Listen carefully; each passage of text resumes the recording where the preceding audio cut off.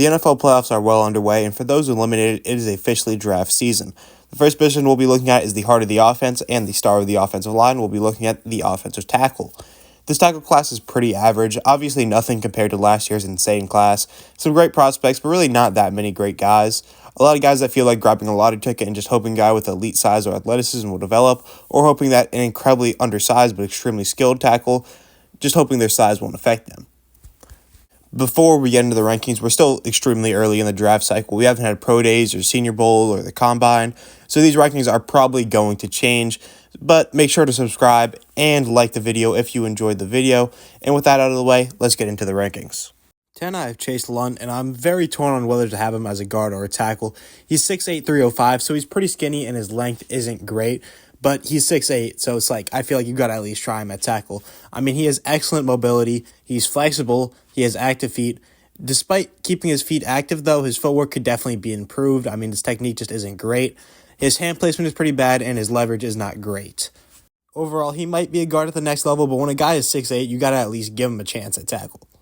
Number 9, I have Josh Conerly from Oregon. He's a little small at 6'4", 315, but he has long arms, which kind of makes up for it. He's an explosive athlete that's good in moving in space. He has great footwork, great hands, and a high IQ. However, he does have a lot of flaws. In the run game, he plays with bad leverage and he has pretty bad power. And in the past game, his anchor was really bad. But even with all his flaws, I was really impressed by his game against Abdul Carter. Conerly is a guy I think is likely going to be a project, but I think he is without a doubt worth a day 2 pick. 8, I have Armand Memba from Missouri, and I think he should probably play guard at the next level. He definitely could be a tackle, but at his size and with his athleticism, I think he'd just be more valuable at guard. He's small at just 6'3", 314, but he's an excellent athlete and a fluid mover in space. He's got an explosive first step and is good at meeting the rusher at the point of attack. He uses his hands well, but his hand placement can be inconsistent. In pass pro, his footwork is a little messy, and I think his anchor is pretty bad. I do think he'd be a better player at guard, not only because of his size, but also because of his playstyle, but I think there's like a 50-50 chance he's drafted as a tackle, so as a tackle he graded out at an 81.1. Number 7, I have Cameron Williams from Texas. He's the ideal size for a tackle at 6'5", 335. He's powerful and a pretty good mover in the run game, along with being a relentless finisher. In pass pro, he has solid footwork, but he can overset sometimes. Also, I think he needs to clean up his hand placement. He could definitely be moved into guard, but with his size, I think whoever drafts him will at least try him at tackle. I feel like maybe I should rank him higher. He has a lot of strengths and none of his weaknesses are debilitating. However, he just kind of feels like a boring prospect. His strengths are good, but not amazing. He doesn't have any one thing to really base his game off of, but even so, he graded out as an 81.3. 6, I have Anthony Belton from NC State, a rare blend of the perfect size for a tackle and great athleticism. He is 6'6", 336. In the run game, he's extremely versatile, being able to play both zone and gap schemes, and he plays with excellent leverage, although he can be stiff when moving around in the run game, and his pad level can be inconsistent. In pass pro, he has quick, active feet and strong hands that he uses very well. He's good at mirroring pass rushers, but he can definitely over-rely on his punch. Belton has a rare combination of size and athleticism that gives him one of the highest ceilings in the draft. He's without a doubt a project guy, but definitely worth at least a second rounder and could even sneak into the first. Number 5, I have Purdue's Marcus Bowe. He's an explosive athlete that excels in moving in space and getting to the second level in the run game. Not only that, but he probably has the most active and skilled hands in this class. Even with his lightweight, he is strong and has a great initial set. His ability to get to the second level is absolutely incredible, but his power doesn't always translate once he gets there. His biggest problem is his size. He's extremely skinny at only 300 pounds, and he has pretty short arms. This limits his ceiling as an NFL tackle. He could definitely be moved into guard and excel, but I think whatever team drafts him should at least give him a chance at tackle.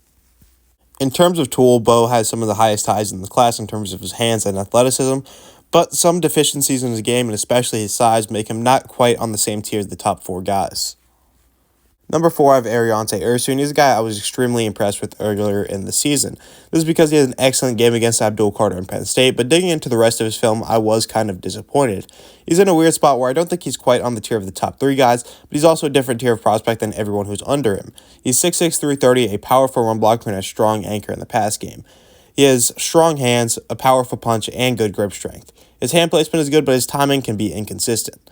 He's a solid athlete with good lateral agility. However, in the run game, his leverage isn't great, and he can sometimes lunge into blocks. And in pass pro, we've seen him struggle with speed rushers at times.